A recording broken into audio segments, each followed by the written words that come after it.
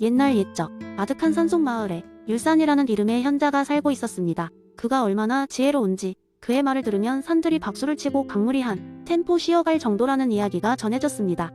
어느 날 마을의 젊은이들이 그의 지혜를 빌리고자 율산을 찾아갔습니다. 다들 인생의 갈림길에서 고민하고 있었던 것이죠. 율산은 젊은이들을 자신의 작은 초가집에 초대했습니다. 그가 사는 집은 매우 소박했지만 이상하게도 들어서자마자 마음의 편안함을 주는 그 무언가가 있었습니다. 율산은 작은 닭이를 꺼내어 차를 준비하며 말했습니다. 여러분, 우리 주변에는 이와 기가 언제나 흐르고 있답니다. 그 두 가지는 우주의 이야기이자 우리 삶의 실타래죠? 젊은이 중 한 명이 물었습니다.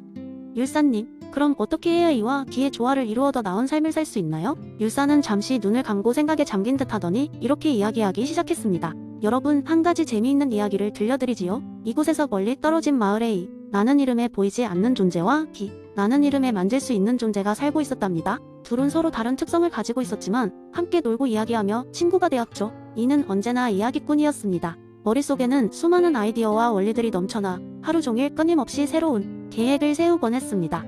반면에 기는 손끝에서 직접적으로 만들어낼 수 있는 능력을 가진 실질적인 존재였습니다.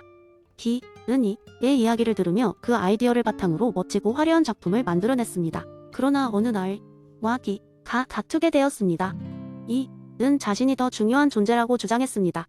내가 없으면 새로운 아이디어도 없고 세상에 질서도 없다고. 반면에 기는 이렇게 반박했습니다. 하지만 내가 없으면 그 모든 아이디어가 그냥 바람 속 얘기일 뿐이지 않아? 나는 실질적으로 실행하는 힘을 갖고 있어. 이 소식을 들은 마을 사람들은 금세 두 존재를 화해시키기 위해 모였고 각자 다른 의견을 내놓기 시작했습니다. 그러나 결국 마을의 가장 연로한 지혜자가 나섰습니다. 이와 기, 그대들은 서로를 위한 존재라네. 이가 기를 통해 세상을 파악하고 진행시키며 기는 이의 세계를 눈에 보이게 펼쳐 보일 수 있지. 둘 다 중요하기에 하나가 홀로 우위를 점하려는 대신 함께 조화를 이루어야 하네. 그 지혜자의 말에 두 존재는 고개를 끄덕였고 그때부터 이와 기는 서로의 중요성을 인정하며 다시 친구로 지내게 되었습니다. 그리고 마을은 그들이 함께 만든 아름다운 작품들로 가득 찼지요. 율산의 이야기가 끝나자 젊은이들은 각자의 삶에서 무엇이 이고 무엇이 기인지를 깊이 생각해보게 되었습니다. 그리고 그 조화를 이루어가는 것이야말로 삶의 진정한 의미임을 깨닫게 되었죠. 율산은 차 한 잔을 건네며 눈을 반짝이며 말했습니다. 여러분, 이와 기는 여기에도 있으니 그것을 잘 보고 느껴보세요. 우리가 이만 생각하고 기의 실천을 잊지 않도록 또는 기의 일을 하면서 그 안에 숨은 이의 뜻을 놓치지 않도록 노력합시다. 그렇게 젊은이들은 다시 일상으로 돌아가 율산의 이야기와 함께 자신들이 이와 기를 찾아가며 조화를 이루어가는 삶을 살게 되었습니다. 율이라는 본질의 의미를 지닌 산처럼 말이죠. 두 번째 이야기. 어느 날 작은 마을에 살고 있는 한 할아버지가 있었습니다. 그는 평생을 도덕적 삶을 실천하며 살아온 사람이었고 그 중에서도 칸트의 카테고리적 명령을 삶의 지침으로 삼고 있었습니다. 그의 이름은 욘스 할아버지였습니다. 욘스 할아버지는 언제 어디서든 흔들리지 않는 도덕적 기준을 가지고 있었고 마을 사람들 사이에서 살아있는 양심이라는 별명을 얻었습니다. 어느 날 마을에 한 낯선 사람이 찾아왔습니다. 그는 소문에 따르면 다른 마을에서 온 도둑이었고 마을 사람들은 그의 출현에 긴장했습니다. 그 낯선 사람은 마을 이곳저곳 들둘러보며 수상한 행동을 보였고 마을 사람들은 점점 더 그를 의심하게 되었습니다. 그러던 중 마을 한 구석에서 귀중한 물건이 없어지는 사건이 발생했습니다. 모든 사람의 시선은 그 낯선 이방인에게 집중되었습니다. 마을의 대표 몇 명이 욘스 할아버지를 찾아와 조언을 구했습니다. 할아버지, 그 낯선 사람을 쫓아내야 하지 않을까요? 그는 분명 도둑일 거예요. 하고 말했지만 욘스 할아버지는 조용히 고개를 저으며 입을 열었습니다. 기억하시오. 우리에게는 칸트의 가르침, 즉 카테고리적 명령이요. 우리는 모든 상황에서 진실을 향하고 거짓을 멀리해야 하오. 만약 우리가 그 사람을 전혀 증거 없이 도둑이라 주장한다면 우리는 거짓말을 하고 있는 것이오. 그리고 그것은 우리가 어떤 상황에서든 하지 말아야 할 일이오.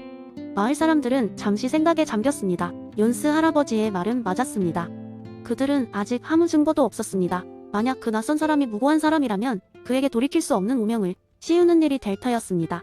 그때 낯선 사람이 마을 회관으로 찾아와 말했습니다. 제가 다 설명하겠습니다. 저는 다른 마을에서 온 예술가입니다. 제 작품을 영감으로 얻기 위해 세계를 여행하고 있습니다. 어젯밤 우리가 쉬던 여관에서 어떤 작업, 도구를 보관한 가방을 잃어버렸습니다. 그래서 이 마을에서 하루 더 묵으며 찾아볼까 했던 것입니다. 제가 의심을 받았던 것을 이해합니다. 혹여 제가 폐를 끼쳤다면 사과드립니다. 낯선 사람의 솔직한 이야기와 정직한 태도에 마을 사람들은 부끄러움과 안도감을 느꼈습니다. 그 순간 욘스 할아버지 얼굴엔 미소가 번졌습니다. 자, 보시오. 우리 모두는 진실과 도덕을 따르기로 했으니 그 결실을 맺은 것이오. 그 후 마을 사람들은 더 이상 낯선 이를 경계하지 않았고 오히려 그의 잃어버린 가방을 찾기 위해 도와주었습니다. 며칠 후 가방은 다른 여행객의 실수로 잘못 보관된 것이 밝혀졌고 모두가 그 오해를 풀게 되었습니다. 이 사건은 마을 사람들에게 큰 교훈을 안겨주었고 요즘도 그들은 정직과 신뢰를 바탕으로 공동체를 더욱 굳건히 하고 있다고 합니다. 마을 사람들은 그 이후로 연스 할아버지 카테고리적 명령을 더욱 따르게 되었고 이는 사라질 뻔한 공동체 정신을 지키는 데 큰 역할을 했습니다. 이 이야기는 우리의 일상에서도 진실과 도덕적 의무가 중요하다는 것을 상기시키며 칸트의 철학적 원칙이 현대 사회에서도 여전히 유효하다는 것을 보여주는 작은 일화였습니다. 세 번째 이야기, 옛날 옛적 조용하고 평화로운 마을에 살고 있던 한 농부가 있었습니다. 그의 이름은 아이올루스였고 그는 작물 재배에 열정을 쏟는 사람이었습니다. 마을 사람들은 그가 기르는 작물들이 유난히 건강하고 크다는 것을 알고 있었고 그도 그 이유를 자연의 원리를 이해하는 데 있다고 믿었습니다. 어느 날 아이올루스는 산책을 하다가 작은 도토리를 발견했습니다. 그는 도토리를 손에 들고 길게 사색에 잠겼습니다. 작디 작은 이 도토리가 거대한 참나무로 자라날 운명을 가졌다는 것이 자연의 목적이라니 참으로 놀랍군. 그렇게 생각하며 그는 마을로 돌아갔습니다. 아이올루스는 마을 학교에서 아이들에게 논뿐만 아니라 자연의 이치를 가르치는 일을 자처했습니다. 그는 마을에서 가장 어린 학생들 앞에 서서 도토리에 대한 이야기를 시작했습니다. 이 도토리를 보아라. 얼마나 작은가? 하지만 이 작은 씨앗에는 엄청난 잠재력이 있단다. 바로 참나무가 되는 목적이지. 학생들 중 한 명인 작은 소녀 엘라는 손을 들었습니다. 선생님, 그런데 왜 도토리는 그냥 도토리로 끝나는 게 아니고 참나무가 되어야 하나요? 아이올루스는 미소를 지으며 설명했습니다. 모든 존재는 그 자체로 의미와 목적을 가지고 있단다. 도토리가 단순히 도토리로 남는다면 그 목적은 이루어지지 않은 셈이지. 도토리는 자신에게 주어진 목적을 향해 자라나 참나무가 되면서 자연의 일부로서 역할을 다하는 거란다. 이는 아리스토텔레스라는 옛 철학자의 목적론에서 나오는 생각이야. 아이올로스는 또한 그의 손에 들려 있는 흙덩이를 가리키며 덧붙였습니다. 이 흙도 목적이 있단다. 비옥한 땅으로서 여러 생명체를 풍고 키워내는 일말이다. 모든 존재는 다른 존재와 연결되어 각각의 목적을 이루어가며 큰 자연의 조화를 만들어낸단다.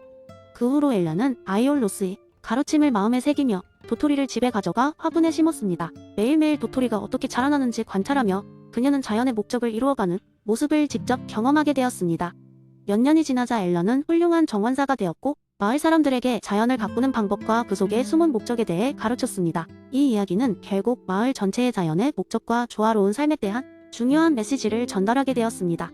마을 사람들은 자연을 더 이상 단순한 자원으로 보지 않았고 모든 생명체가 자연 속에서 각자의 목적을 지니고 있다는 사실을 깨닫고 존중하기 시작했습니다. 이렇게 아리스토텔레스의 목적론은 작은 도토리 이야기를 통해 사람들에게 삶의 깊은 의미와 자연의 신비를 깨닫게 하는 메시지로 전해졌습니다. 그리하여 마을은 더욱더 조화롭고 풍요로운 공동체로 발전하게 되었습니다. 네 번째 이야기, 옛날 옛적 행복마을이라는 아주 특별한 마을이 있었습니다. 이 마을의 주민들은 매일같이 자신뿐만 아니라 공동체 전체의 행복을 고민하며 살았습니다. 그들은 항상 최대, 다수의 최대 행복이라는 말을 마음속에 새기고 행동의 도덕성을 그 기준으로 두었지요. 그러나 인간의 삶이란 언제나 복잡한 법, 그런 마을에도 때때로 곤란한 상황이 찾아오곤 했습니다. 어느 날 마을에서는 특별한 축제를 계획하고 있었습니다. 이 축제는 마을에서는 몇 년에 한 번 열리는 대규모 행사로 마을 주민 모두가 기대하고 있었습니다. 축제의 하이라이트는 바로 황금 코코넛을 찾는 것으로 마을 어딘가에 숨겨진 황금 코코넛을 먼저 찾는 사람이 특별한 상을 받게 되었습니다. 마을은 들뜬 분위기였고 모두가 마음속에 큰 행복을 품고 있었습니다. 하지만 문제가 생겼습니다. 축제가 열리기 몇 주 전 가장 나이 많은 어르신이 덜컥 병이 나신 겁니다. 어르신은 축제가 열리는 날에 큰 수술을 받지 않으면 생명이 위태로울 수 있는 상황이었습니다. 마을에서는 어르신의 수술을 위해 축제를 미루자는 의견과 그래도 예정대로 축제를 열어야 한다는 의견이 갈라지기 시작했습니다. 이에 행복마을의 시장은 고민에 빠졌습니다. 축제는 마을 사람들에게 큰 즐거움을 주지만 어르신의 건강은 더욱 중요한 문제였습니다. 그는 존 스튜어트 밀이 공리주의 이론을 떠올렸습니다. 최대 다수의 최대 행복을 위해 어떤 결정을 내려야 올바른 것일까요? 고심 끝에 시장은 마을 사람들을 모두 한자리에 불러 모았습니다. 그는 이렇게 말했습니다. 여러분, 존 스튜어트 밀은 행동의 도덕성을 그 결과로 판단하라고 했습니다. 여기서 무엇이 올바른 결정인지 우리는 함께 고민해야 합니다. 어르신의 건강과 생명은 우리 모두에게 중요한 가치일 것입니다. 그렇다면 어떻게 하면 최대 다수의 최대 행복을 이룰 수 있을까요? 마을 사람들은 회의 끝에 한 가지 해결책을 내놓았습니다. 약간의 조정은 필요했지만 축제 일정은 유지하면서도 어르신의 치료가 충분히 보장되는 방향으로 계획을 수정하자는 것이었습니다. 마을 사람들은 모두 조금씩 양보하여 병원에서 수술과 돌봄에 필요한 자원들을 지원하기로 했고, 축제에서도 어르신의 쾌유를 기원하는 특별 행사를 마련했습니다. 결국 축제 당일은 성공적으로 치러졌으며 어르신도 무사히 수술을 마치고 회복할 수 있었습니다. 마을 사람들은 모두가 조금씩 더 나은 방향으로 양보하고 협력할 수 있었던 점에 큰 기쁨을 느꼈습니다. 그들은 최대 다수의 최대 행복이라는 목표를 위해 질적인 가치를 잘 고려하여 공동체 모두의 이득이 되는 결정을 이끌어낼 수 있었습니다. 이 사건 이후 행복마을 사람들은 더욱 단단히 결속하게 되었고, 존 스튜어트 미래 공리주의는 그들에게 단순한 철학이 아닌 삶의 방식을 정의하는 중요한 부분이 되었습니다. 미래의 가르침에 따라 그들은 질적인 측면을 고려하며 공동체의 진정한 행복을 쫓는 길을 찾을 수 있었습니다. 그리고 이러한 이야기는 그 후에도 마을의 전설로 남아 후손들에게까지 전해지게 되었답니다.